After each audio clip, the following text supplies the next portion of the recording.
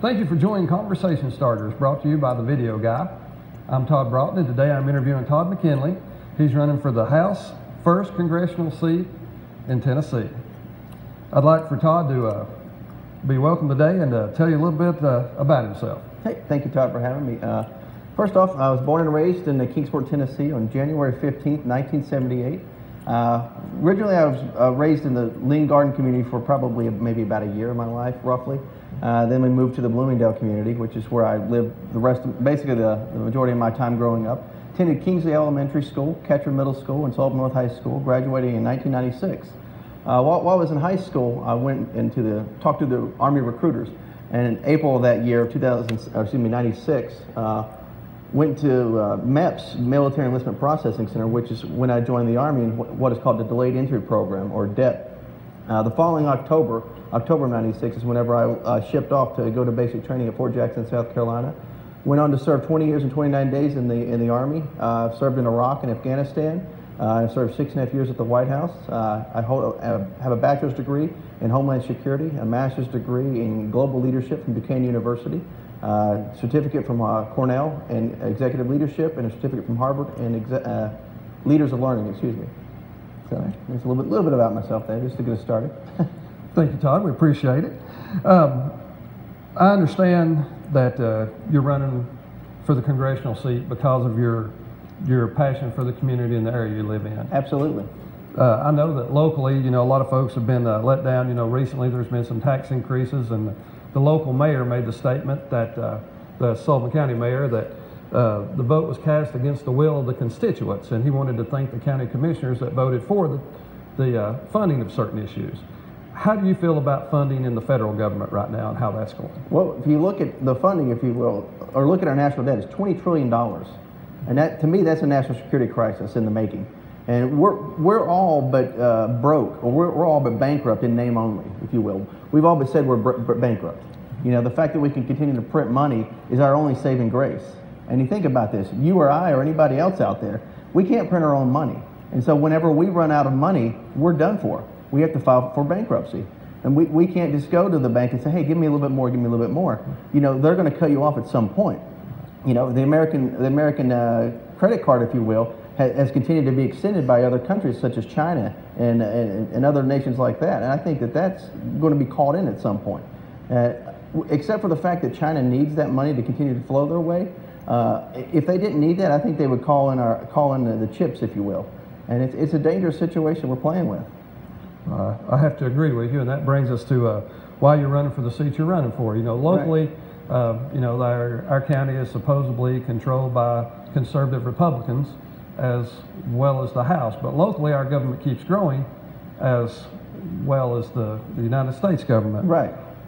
What is your takeaway from why the government keeps growing? Well, every time you hear the term government reform, you should turn around and get ready to take it, if you will, that the government's about to grow. They say, well, we're going to downsize government, we're going to reform it. Really, what that means is they're going to put another agency in place, another department, or some other panel, or what have you, and they're going to ask for more money to fund those agencies and institutions. Because once a government enacts an agency or what have you, you're never going to get rid of it. They're only going to continue to ensure that they validate their worth, if you will. They're always going to find some reason to be in existence, instead of consolidating and reorganizing the federal government, which I think we need to look at seriously doing. Look at how many different intelligence agencies there are. Look at how many different federal law enforcement agencies there are. And look at all the different departments that have overlap. Agriculture and Interior could easily be consolidated. Commerce and the Treasury Department could easily be consolidated to some degree. And a lot of things you could get rid of, that we just don't need. But they keep going back to the well, which is the American people, and saying, we need more, we need more. They're always asking for more taxes. And saying, but look at it this way, we're going to give you all these wonderful things. The reality is the American people don't want all those wonderful things you're trying to do for them, because you've done so much that you have more and more people that are being pushed downward into poverty, or just barely above the poverty level. People are being kept out of the middle class. People are trying to open or start a business, which, if you think about it, small business is the lifeblood of our economy, but more and more people are finding it hard to even open up a business unless they have a team of lawyers. But without any money or a stream of income, they can't hire a team of lawyers to be able to open up a business. So you put more and more bureaucracy in their way, more and more red tape, which is ridiculous. Instead of getting the bureaucracy and the red tape out of the way, cut the red tape, get it out of the way, be done with it, and consolidate and reorganize the federal government. And you see state governments and local governments not doing that. They continue to go back to the people for more and more. Let's think about it. If you live in a city, you have a city tax, you have a county tax, you have a state tax usually at some level there, and you have a federal tax. So you're getting taxed 4 times there. Not to mention all the things that you consume. You go out and buy things, like in Tennessee, for example, they say they raise the fuel tax, but then they say, well, we're going to save you money by cutting taxes on the things you buy in a grocery store, which is ridiculous. How do those goods get there? They get there through basically 18-wheelers, if you will, tractor and trailer drivers, driving these goods to the market so you can purchase them. Well, guess what they have to use? They have to use fuel, which has already been taxed. So they're going to pass that along to you, the consumer, me and you, and everybody just like us that need to go out and buy these things at the grocery store.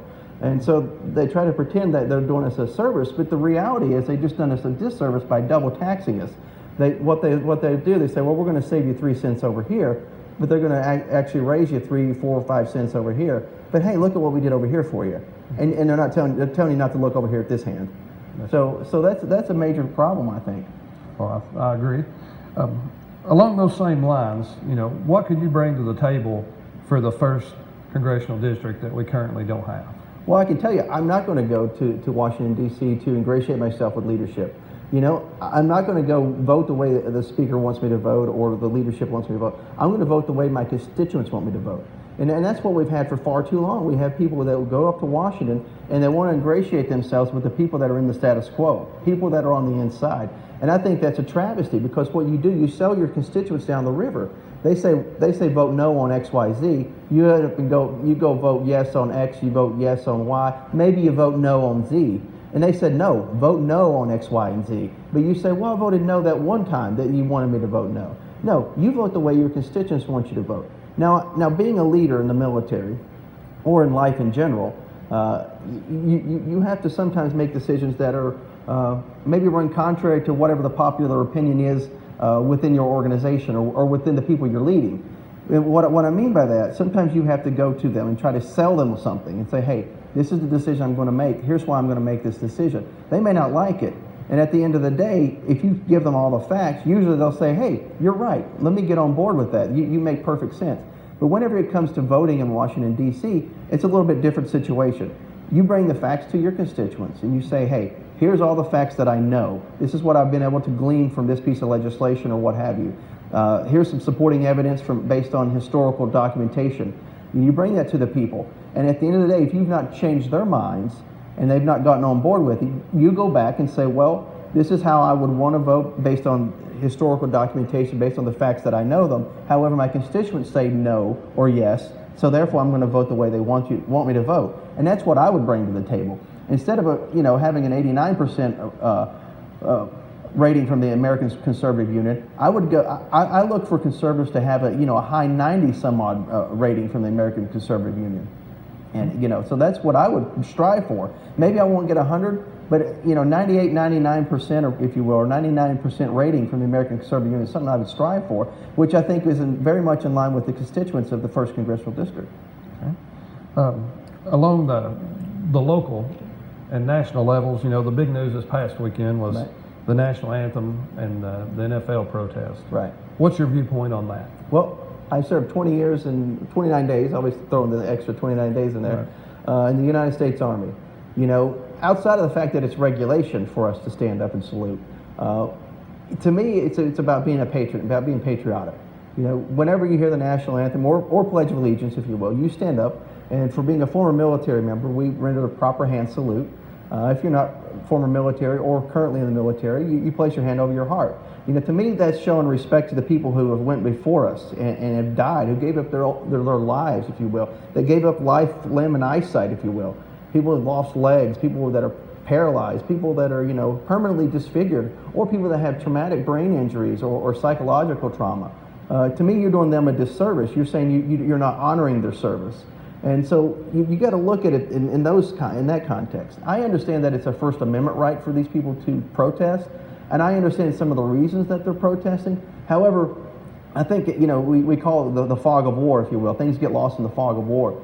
If you look at it in that context, your initial reason for doing the protest maybe was valid, you know, and I'm not going to take that away from them. They're protesting some injustice that has been going on in society for a long time.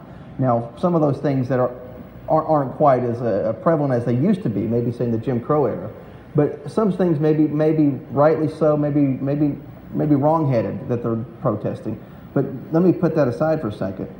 Whenever your protest loses its meaning, I think you need to reevaluate your protest and say, you know what, let me back away from this. It didn't have the desired effect, and in fact, it alienated millions of other people out there.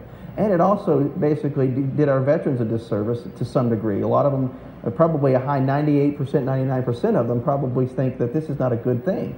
And the ones that I've known and I've talked to think that that's very disrespectful to them and their service and to their comrades and to their friends who have lost their lives, to family members who have lost their lives.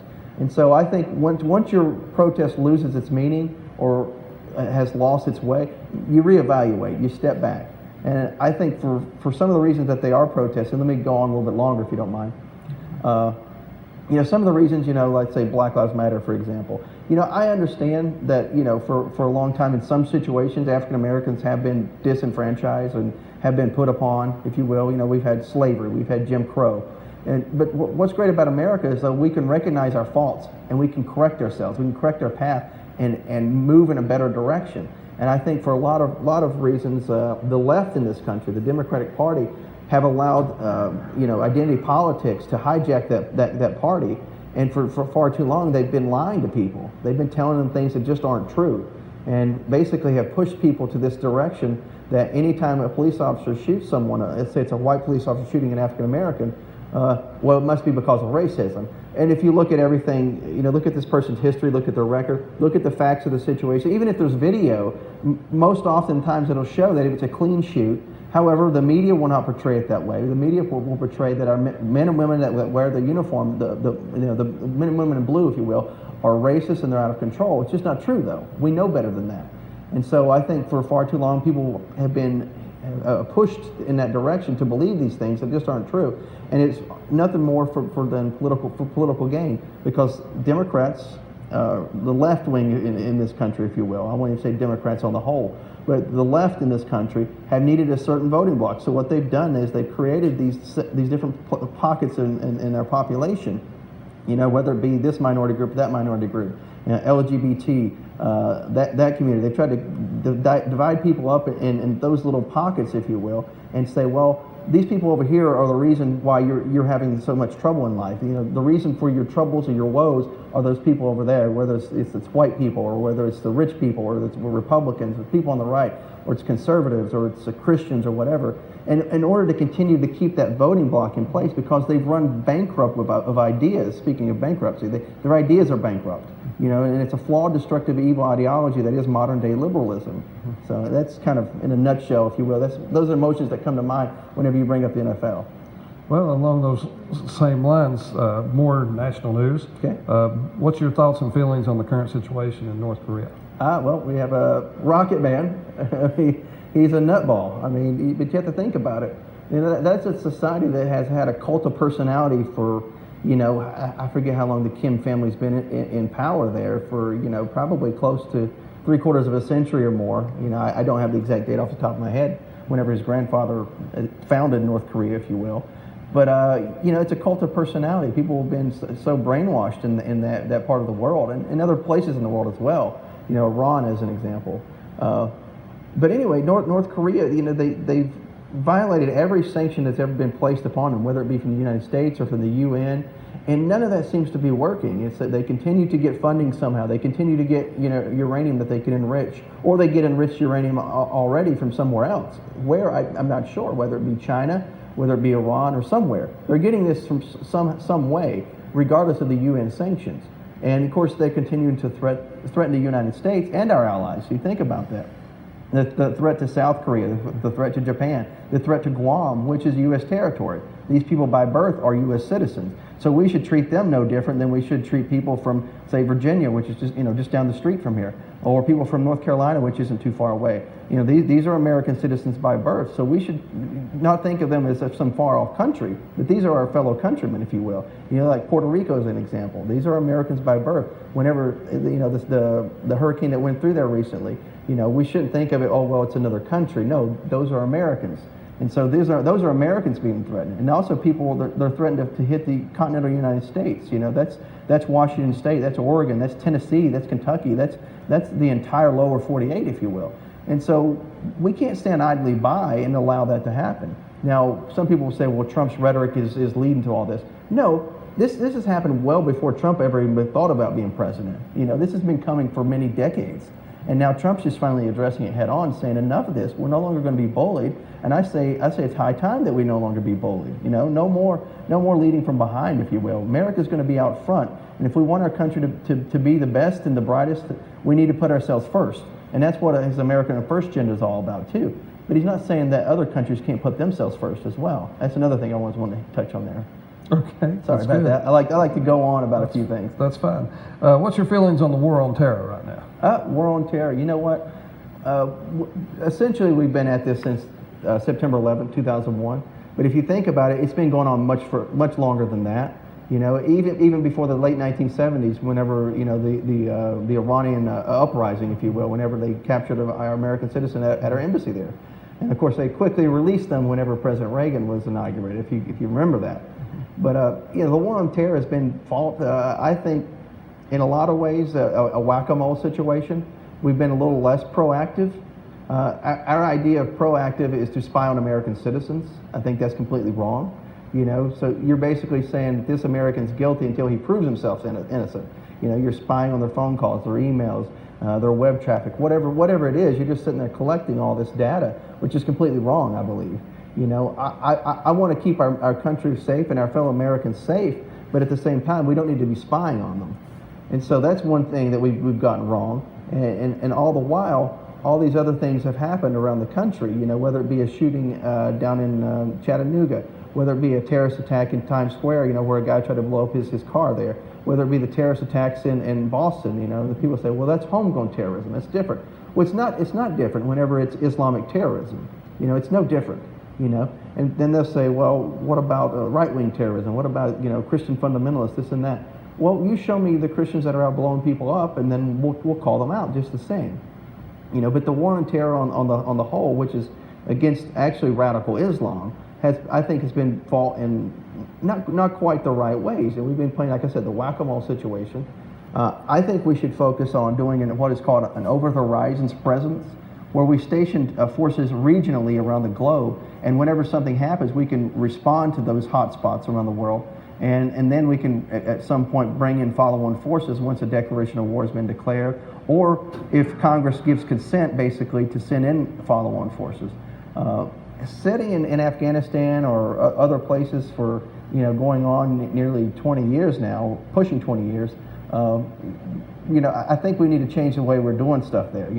Whether it means that uncuffing the generals and the commanders on the ground, like Trump has said he's doing, let them go after these terrorists. Let them weed them out. I think you'd find a quicker resolution other than just kind of hanging out and trying to fund these countries to do it themselves. I think we have a problem whenever that happens, because that money gets misappropriated along the way, and it funds these mullahs, these shahs, or whatever you want to call them.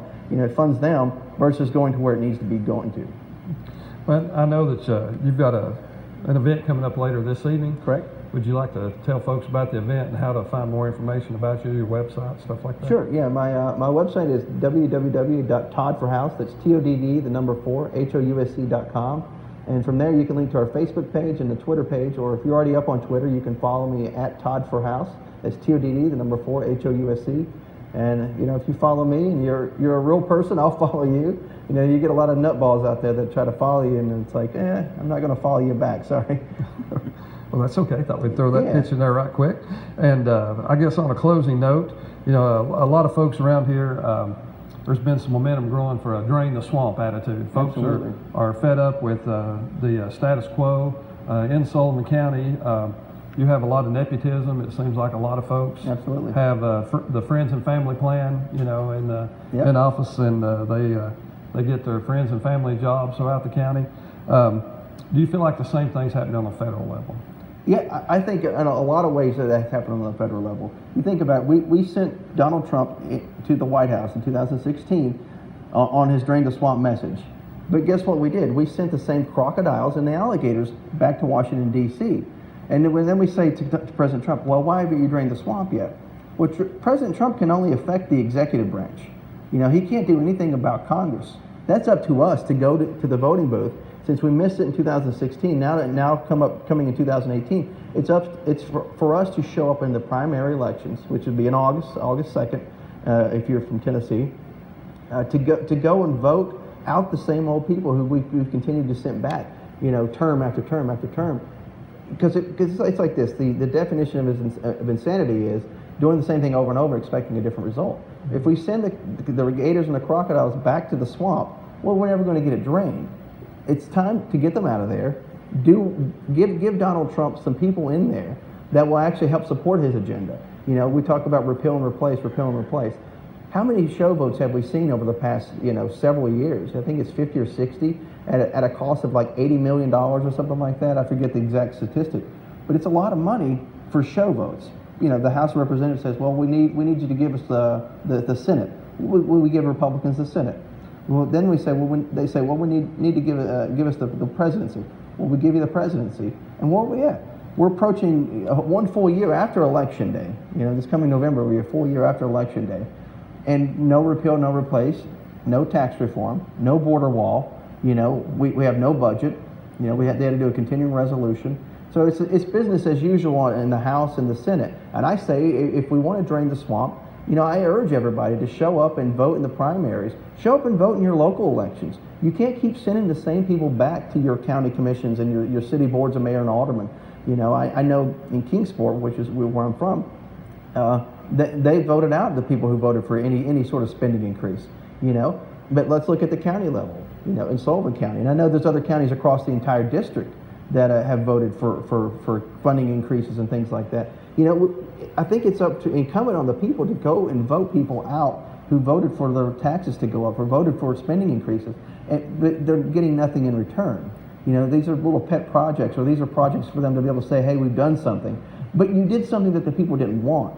You can't tell the people, hey, we did all these great, wonderful things for you, and at the end of the day, it's something they didn't want. Why don't you want cabbage? Why don't you want cabbage? Well, I want pizza. I don't want cabbage. Yeah, but I got you all this cabbage. Well, thank you, but I want a pepperoni pizza instead. So do what the constituents want. That's the bottom line. And if they don't, if these elected officials don't at the local level, at the state level, and at the national level, which seemingly they failed us in so many areas, vote them out in the primary, because if not, they're going to go back whenever it comes time to the general election. That's just the bottom line. That's all right. Thank you. Have any closing statements? And we'll wrap this thing up. No, I appreciate you for having me, and I appreciate Mr. Flanagan, the video guy. I'm glad you guys turned me on to him. He's a professional, so I'm not here to necessarily plug him with the campaign or anything like that, but he has done some wonderful work for me, and I look forward to working with him in the future. He's a very good neutral guy. At the end of the day, what the final message I'd like to give is for the people. If we're going to drain the swamp, folks, we actually have to go pull the lever and vote out the same people. Because if not, it's going to be the same people that have all this money in the bank that they can spend on election after election. And you and I and the regular everyday people, the working class people, are going to get nothing in return, because they don't have to come to you and try to sell you on anything, because at the end of the day, they've already have your vote. Why do they need to do anything else for you? Is the way they think of it. Me, I want to represent the people of this district. I could have left the military and got a very nice job overseas or in the tech industry in any number of major cities around the country. I chose to come back here and not take a job and basically focus on politics and helping Republicans get elected. Whenever I saw the status of things in this area, it's the same old people getting to win, the same old folks, the status quo, if you will. I'm tired of that. When does the everyday person get a win? You know, if you look in Washington, D.C., who's the highest paid people in Washington, D.C.? It's not our representatives who make a lot of money. It's the lobbyists. Does the everyday person, does the working day people does the working class people have a lobbyist? They don't have a lobbyist. You know, so there's something very wrong with that. And I always say, follow the money. Follow the money. Look at who's giving money to these different campaigns. Who are funding these campaigns? And that's public knowledge. Now, some of it's done under the table, and I get that. Some of it's done through third parties. But look at where the money goes. You know, if you look at an example of the school situation in Sullivan County, I know that there was a couple people that went and tried to go buy some of that land because they knew that school was going to go in there. I say follow the money. If there was an enterprising and investigative journalist out there, find out who that was, you know, and call them out on it. You know, make it public knowledge that these people were trying to do some underhanded things. That's completely wrong. You should never enrich yourself on the public dime. You're there to represent the people, and that's it. You're not there to enrich yourself. And as a representative, if I were to be elected, I'd make $174,000 a year. That's way too much money.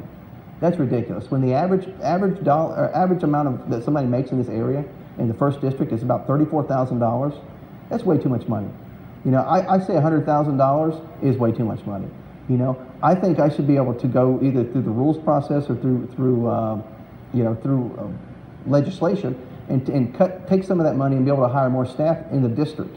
You know, think about this. $74,000, I could hire 2 people to work in the district to help represent me here, or to go out and work for the people, if you will. Instead of having one office open and maybe not have the other office open. You can have a full complement of staff here that's there to represent the people and to take their complaints, to work their issues. And that way, whenever I'm in D.C. doing what I have to do there, I have people here that are being attentive to the people's needs, not just 1 or 2 people, not just 1 or 2 cronies.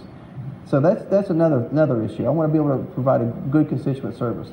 So, but anyway, I'll close with that, and I say thank you very much, and thank you to Mr. Flanagan for setting this thing up. Okay, well, folks, that'll wrap us up for this episode of Conversation Starters. Vote for Todd House. What was it? Vote for ToddForHouse.com. ToddForHouse.com, and hopefully we'll see you at the polls in 2018, and we'll drain the swamp. Thank you for joining us. All right.